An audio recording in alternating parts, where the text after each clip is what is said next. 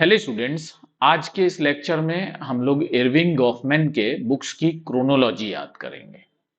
बहुत सारे स्टूडेंट्स मुझे कह रहे थे कि सर इरविंग गॉफमैन की बुक्स की क्रोनोलॉजी याद नहीं हो रही है, बहुत सारी किताबें हैं।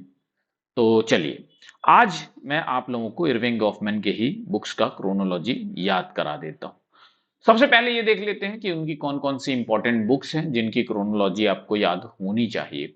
तो डॉक्टरल थीसिस जो होता है वो बहुत इंपॉर्टेंट होता है किसी भी थिंकर का। तो इरविंग गॉफमैन की जो डिसर्टेशन था, डॉक्टरल थीसिस था, वो था communication conduct in an island community. जो उन्होंने पहली किताब लिखी वो थी ऑन फेस वर्क, सेकेंड थी the nature of difference and demeanour, third थी presentation of self in everyday life, fourth इन्होंने लिखी असाइलम, फिफ्थ जो थी इनकी वो थी एनकाउंटर, सिक्स्थ थी स्टिग्मा, सेवेंथ थी behaviour in public places, eighth थी इंटरेक्शन रिचुअल, नाइन्थ थी स्ट्रेटेजिक इंटरेक्शन, टेंथ थी रिलेशन इन पब्लिक, इलेवेंथ थी फ्रेम एनालिसिस, ट्वेल्थ थी फॉर्म ऑफ टॉक्स।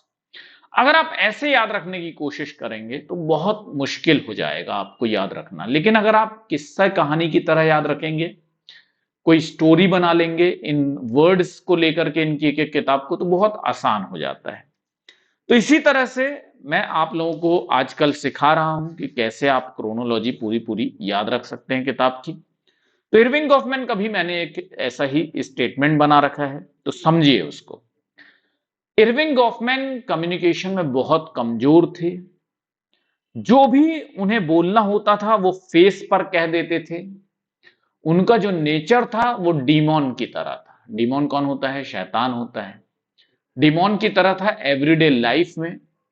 इसलिए उन्हें कहां भेज दिया गया? असाइलम में भेज दिया गया। तो फिर से सुनिए, इरविंग गॉफमैन का कम्युनिकेशन करने का तरीका जो था वो बहुत बेकार था। जो भी वो कहते थे वो फेस पर कह देते थे। उनका नेचर डीमॉन की तरह था एवरीडे लाइफ में, और इसलिए उनको असाइलम भेज दिया गया। असाइलम में उनका एनकाउंटर स्टिग्मा से हुआ। क्यों? क्यों उनका एनकाउंटर स्टिग्मा से हुआ? क्योंकि उन्होंने जो बिहेवियर था, पब्लिक पे कैसे किया जाता है बिहेव, वो उन्होंने नहीं सीखा था। उन्हें इंटरेक्शन रिचुअल्स नहीं आते थे। कैसे स्ट्रेटेजिकली इंटरेक्ट किया जाता है ये भी उनको नहीं आता था। ठीक है, तो कैसे याद रखेंगे कि असाइलम में उनका एनकाउंटर किससे हुआ? स्टिग्मा से हुआ। क्यों हुआ? क्योंकि उन्हें बिहेव करना नहीं आता था सही से पब्लिक प्लेसेस में। उनको इंटरेक्शन के रिचुअल्स नहीं पता थे, और स्ट्रेटेजिकली कैसे इंटरेक्ट किया जाता है ये भी उनको नहीं पता था। और इस वजह से उन्हें अच्छी तरह से रिलेशंस पब्लिक के साथ कैसे बनाते हैं ये नहीं पता था। फिर उन्हें एक व्यक्ति मिला जिन्होंने उन्हें एक फ्रेम दिया। उस फ्रेम में कैसे बातें की जाती हैं, कितने तरह की बातें होती हैं, कितने फॉर्म्स ऑफ टॉक होते हैं, ये सारी चीजें लिखी हुई थी। और इरविंग गॉफमैन ने इसको पढ़ करके कम्युनिकेशन में महारत हासिल कर ली। तो इस तरह से स्टूडेंट आप बुक की एग्जैक्टली क्रोनोलॉजी जो है वो याद कर सकते हैं। फिर से एक बार दोहरा लेते हैं। इरविंग गॉफमैन कम्युनिकेशन करने में कमजोर थे। जो कुछ भी उनके मन में आता था वो फेस पर बोल दिया करते थे। और उनका जो नेचर था वो डीमॉन की तरह था एवरीडे लाइफ में। इसलिए उनको असाइलम भेज दिया गया। वहां पर उनका एनकाउंटर स्टिग्मा से हुआ। अब उनको पब्लिक में कैसे बिहेव करते हैं ये नहीं पता था, ना ही उनको ये पता था कि इंटरेक्शंस के रिचुअल्स क्या होते हैं, कैसे स्ट्रेटेजिकली इंटरेक्शन किया जाता है ये भी उनको नहीं मालूम था। तो फिर वो पब्लिक के साथ रिलेशन भी नहीं बना पा रहे थे। तो एक व्यक्ति को लगा कि इनकी मदद करनी चाहिए। उन्होंने उन्हें फ्रेम पकड़ा दिया। उन्होंने बोला कि यार ये फ्रेम पढ़ोगे तो तुम्हें फॉर्म्स ऑफ टॉक पता चलेंगे। उन्होंने देखा कि यार उस फ्रेम में बहुत सारे फॉर्म्स ऑफ टॉक लिखे हुए थे। उसको उन्होंने पढ़ लिया, याद कर लिया।